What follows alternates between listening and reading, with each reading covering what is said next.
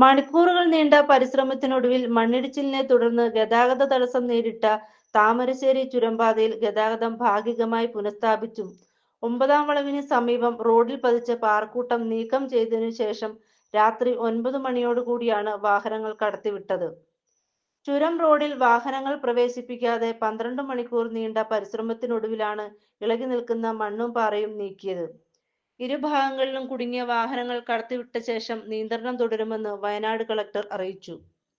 ഇന്ന് രാവിലെ 7 മണിയോടെയാണ് റോഡിലെ പാറകൾ പൊട്ടിച്ചു നീക്കാനുള്ള നടപടികൾ തുടങ്ങിയത്. മണ്ണിടിച്ചിലുണ്ടായ പ്രദേശത്ത് ഇളകി നിൽക്കുന്ന പാറയും മണ്ണും നീക്കം ചെയ്യാനുള്ള ഫയർഫോഴ്സിന്റെ തീവ്ര പരിശ്രമത്തിൽ സഹായത്തിനായി ചുരം സംരക്ഷണ സമിതി അംഗങ്ങളും സിവിൽ ഡിഫൻസ് ടീം അംഗങ്ങളും കൈകോർത്തു.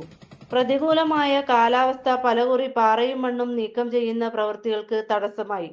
പ്രവൃത്തി തുടരുന്നതിനിടെ വീണ്ടും പാറക്കൂട്ടം താഴേക്ക് പതിച്ചതും പ്രതിസന്ധിയായി. ഫയർഫോഴ്സ് ഓഫീസർമാർ മലയിടിച്ചിൽ പ്രഭവകേന്ദ്രത്തിലേക്ക് കയറി ഇളകി നിൽക്കുന്ന പാറകൾ തട്ടിയിടാനും ശ്രമം നടത്തി. ചൊവ്വാഴ്ച വൈകിട്ട് 7 മണിയോടെയാണ് ആശങ്കയിലാക്കിയ അപകടമുണ്ടായത്. ചുരം വ്യൂ പോയിന്റിൽ റോഡിന് ഇടതുവശത്തെ പാറക്കെട്ടുകൾ നിറഞ്ഞ ഭാഗത്തുനിന്ന് കൂറ്റൻ പാറകളും മണ്ണും മരങ്ങളുമെല്ലാം ഇടിഞ്ഞ് ദേശീയപാതയിലേക്ക് പതിക്കുകയായിരുന്നു. ഇതോടെ ചുരത്തിൽ ഇരുദിശകളിലേക്കും കാൽനടയാത്ര പോലും സാധ്യമാകാത്ത തരത്തിൽ ഗതാഗതം പൂർണ്ണമായി നിലയ്ക്കുകയായിരുന്നു. ചുരം റോഡ് അടച്ച് ഗതാഗതം പൂർണ്ണമായി നിരോധിച്ചാണ് അടിഞ്ഞുകൂടിയ കല്ലും മണ്ണും നീക്കം ചെയ്തത്. അവശ്യ സർവീസുകൾ മാത്രമേ അനുവദിച്ചുള്ളൂ.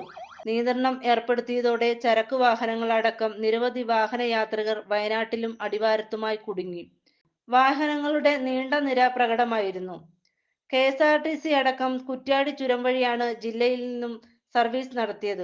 ഒടുവിൽ 25 മണിക്കൂർ നീണ്ട ഗതാഗത തടസ്സത്തിനു ശേഷം രാത്രി 9 മണിയോടെയാണ് വാഹനങ്ങൾക്ക് പ്രവേശനാനുമതി നൽകിയത്.